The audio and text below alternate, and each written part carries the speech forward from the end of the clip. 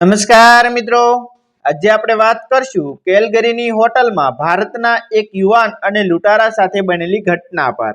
અમરેલી જિલ્લાના એક અંતરિયાળ ગામમાં ધૂળથી ઢંકાયેલા કાચા રસ્તાઓ, ઝૂંપડા જેવા મકાનો અને સંજોગોથી હરાયેલા ચહેરાઓ વચ્ચે રહેતો હતો દાનાભાઈ, એક સાદો મહેનતુ ખેડૂત।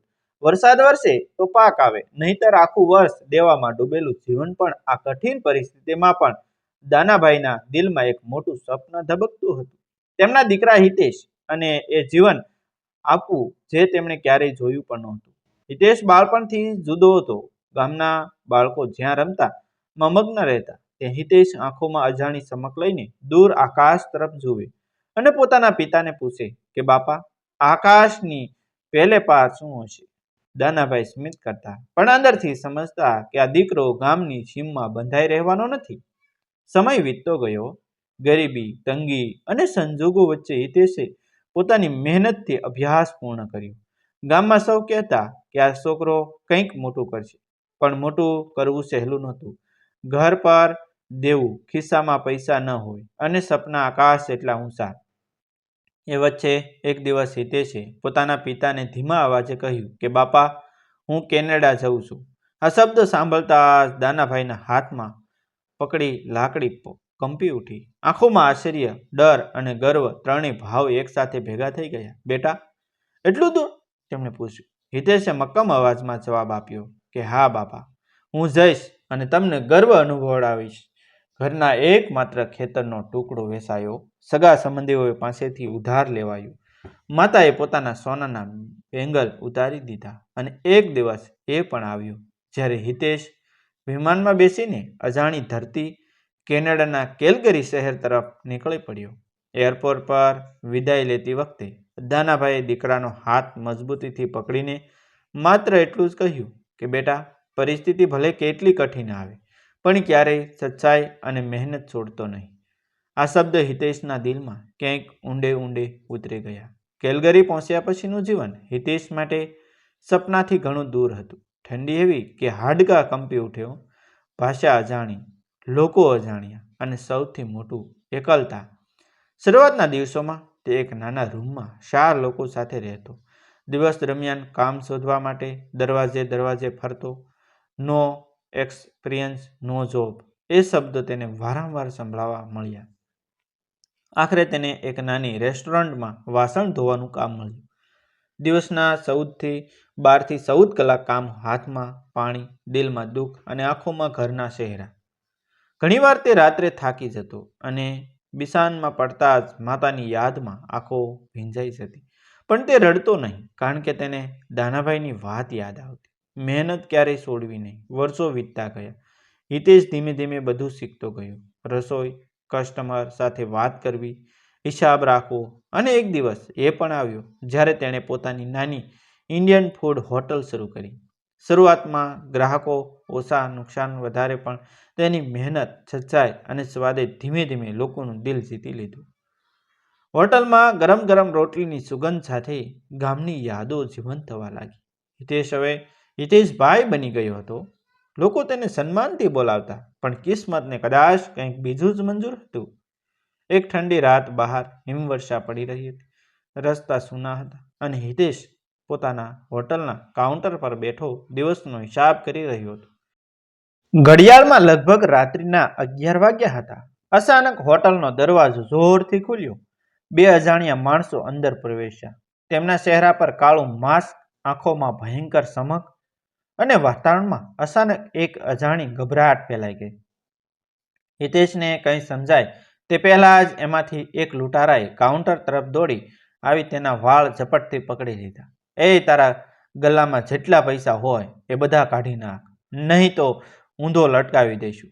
તેનો અવાજ એટલો ખતરનાક હતો કે હિતેશના શરીરમાંથી જાણે લોહી ઠંડુ પડી ગયું। હાથ કાંપવા લાગ્યા, દિલ જોરથી ધબકવા લાગ્યું અને એ ક્ષણે તેને પોતાના પિતાનો ચહેરો યાદ આવ્યો। કાઉન્ટર પર ઊભેલા હિતેશના વાળ લૂંટારાના હાથમાં હતા અને એની આંખો સામે જાણે આખું જીવન ફિલ્મની જેમ ફરી રહ્યું હતું। ગામની ધૂળભરી ગલીઓ, માતાનો મમતા ભરેલો ચહેરો અને દાનાભાઈનો વિશ્વાસ, સચ્ચાઈ ક્યારેય છોડતો નહીં, એ અવાજ એની અંદર ગુંજી રહ્યો હતો। પણ હાલની પરિસ્થિતિ એવી હતી કે સચ્ચાઈ પણ ડરી ગઈ હતી. એમ લાગ્યું હતું. હિતેશે ધીમે ધીમે હાથ ગલ્લા તરફ લંબાવ્યો, પણ એ જ સમયે બીજો લૂંટારો આગળ વધ્યો. ટેબલ પર પડેલો ફોન જોરથી જમીન પર ફેંકી દીધો. કોઈને કોલ કરવાની કોશિશ કરીશ તો જીવતો નહીં છોડીએ, એણે ગર્જના કરી. હોટલની અંદરનો માહોલ હવે એટલો ભયંકર બની ગયો હતો કે ઘડિયાળની ટીક ટીક પણ કાન ફાડી નાખે એવી લાગતી હતી. હિતેશના હાથ કંપી રહ્યા હતા, પણ એના મનમાં એક વિચિત્ર લડાઈ ચાલી રહી હતી.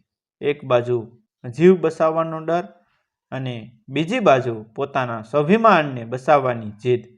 એણે ગલ્લામાંથી નોટોના બંડલ બહાર કાઢવા શરૂ કર્યા.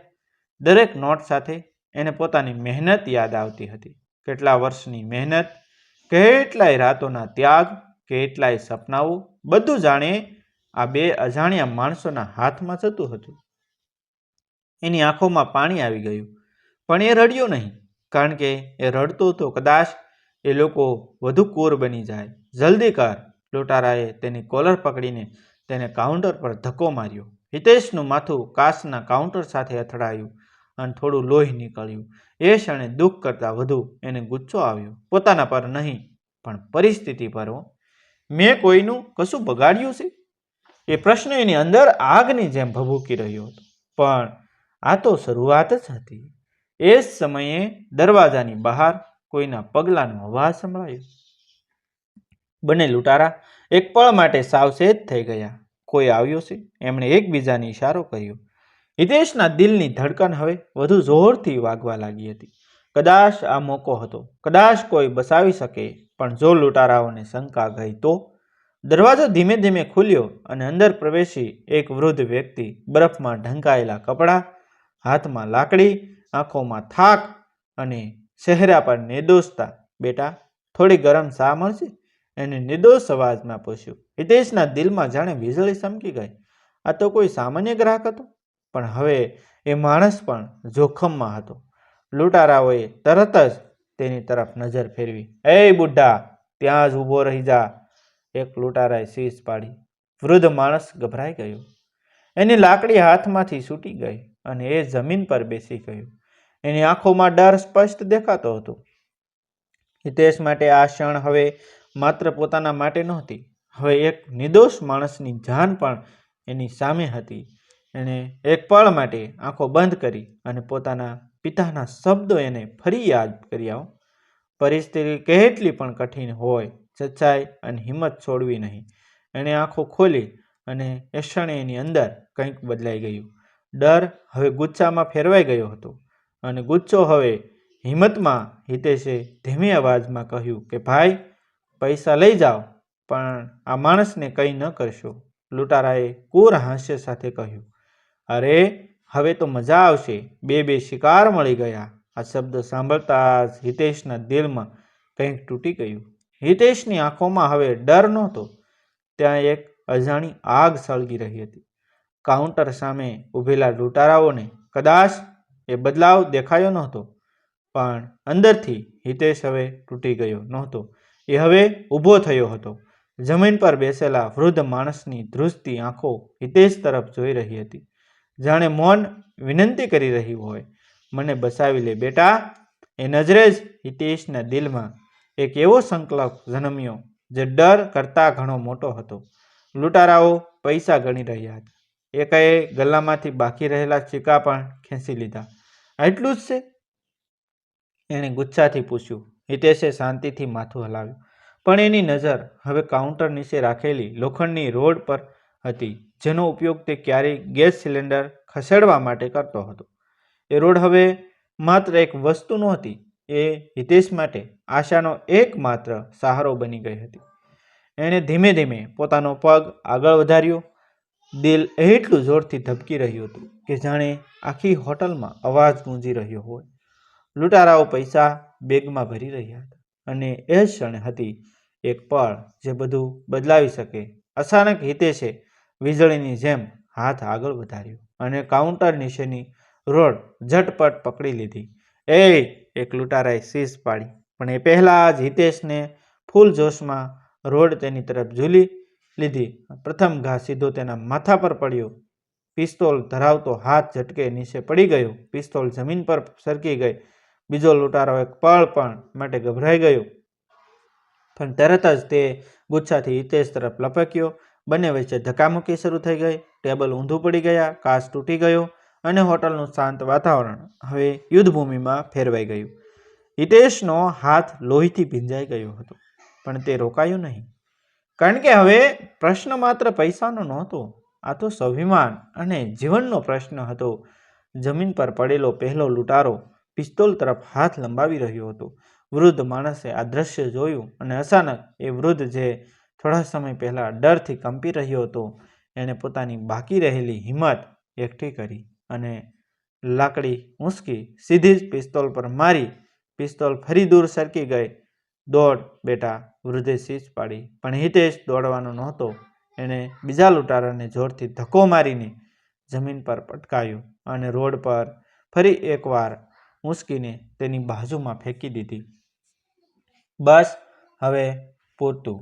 એનો અવાજ હવે ગર્જના જેવો હતો. એની આંખોમાં એવી તીવ્રતા હતી કે એક ક્ષણ માટે લૂંટારાઓ પણ ડરી ગયા. બહારથી સાયરનનો અવાજ સંભળાયો. કોઈએ પોલીસને કોલ કરી દીધો હતો. લૂંટારાઓએ એકબીજાને જોયા. પરિસ્થિતિ હવે તેમની હાથમાંથી નીકળી રહી હતી.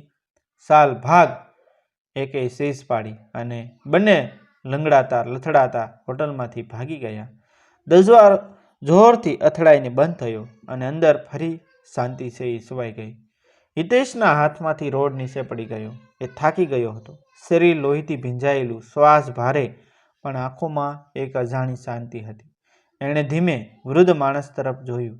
વૃદ્ધની આંખોમાં આભારના આંસુ હતા. બેટા, તું તો આજે મારી જાન બચાવી, એણે ધ્રુજતા અવાજમાં કહ્યું.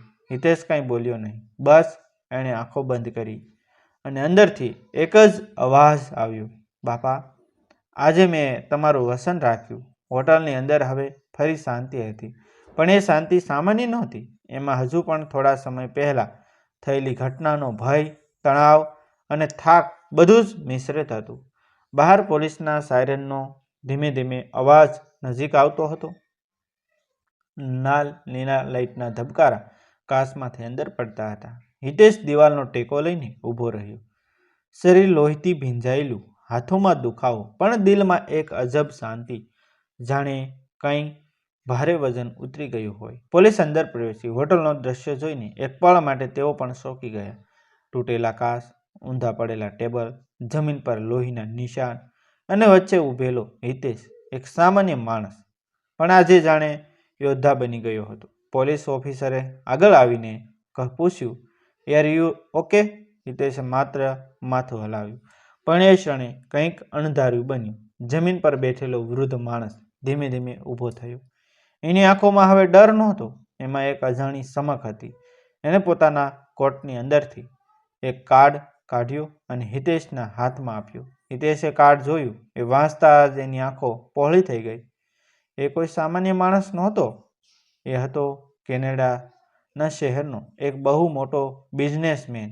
એક એવો માણસ જેના નામે અનેક હોટલ, રેસ્ટોરન્ટ અને બિઝનેસ ચાલતા હતા, જે આજે એક સામાન્ય ગ્રાહક બનીને અહીં આવ્યો હતો. હિતેશ એક પળ માટે સ્તબ્ધ થઈ ગયો. તમે?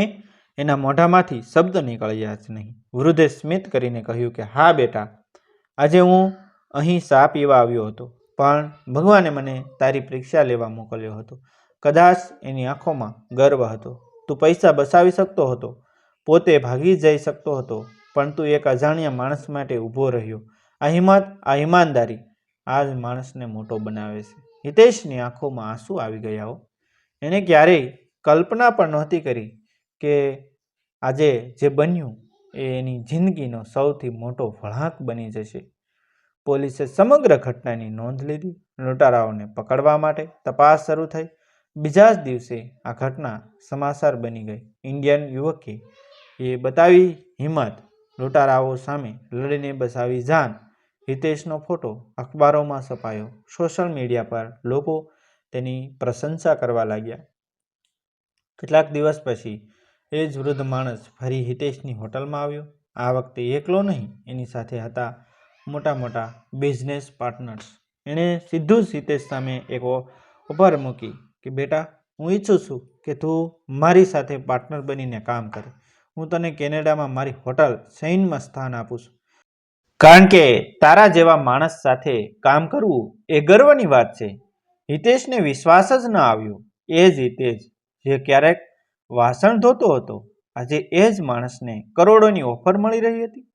એણે આંખો બંધ કરી અને ફરી એકવાર પોતાના પિતાને યાદ કર્યા. દાનાભાઈ નાનકડા ગામમાં બેઠા કદાચ હજુ પણ દીકરાની રાહ જોઈ રહ્યા હતા. હિતેશે ફોન ઉઠાવ્યો અને ભારત કોલ કર્યો. બાપા, એનો અવાજ કંપી રહ્યો હતો. કે હા બેટા, કેમ છે? દાનાભાઈનો સ્નેહભર્યો અવાજ આવ્યો. હિતેશ રડી પડ્યો. બાપા, તમે કહ્યું હતું ને, સચ્ચાઈ અને મહેનત ક્યારેય છોડવી નહીં. આજે એની જીત થઈ છે. દાનાભાઈની આંખોમાં પણ આંસુ આવી ગયા. પણ આ વખતે એ આંસુ દુઃખના નહોતા, એ ગર્વના હતા. એક ગરીબ ખેડૂતનો દીકરો આજે વિદેશમાં પોતાના સંસ્કાર અને હિંમતથી ઊંચાઈએ પહોંચી ગયો હતો. પરિસ્થિતિ કેટલી પણ કઠિન હોય, દુનિયા કેટલી પણ નિષ્ઠુર હોય, જો ઈમાનદારી, હિંમત અને મહેનત સાથ હોય તો કિસ્મતને પણ ઝૂકવું પડે છે. આ વાર્તા માત્ર મનોરંજન અને પ્રેરણા માટે રજૂ કરવામાં આવી છે. તેમાં દર્શાવેલા પાત્રો, સ્થળો અને ઘટનાઓ કાલ્પનિક છે અથવા રચનાત્મક રીતે રજૂ કરાયેલ છે. કોઈ પણ વ્યક્તિ, સમાજ અથવા સ્થળ સાથે કોઈ સીધી સમાનતા માત્ર સંયોગ ગણવી. વાર્તાનો હેતુ માત્ર સકારાત્મક સંદેશ આપવાનો છે. થેન્ક યુ મિત્રો. મળશું આપણે એક નવા વિડીયો સાથે, એક નવી સ્ટોરી સાથે. ત્યાં સુધી આપ સૌનો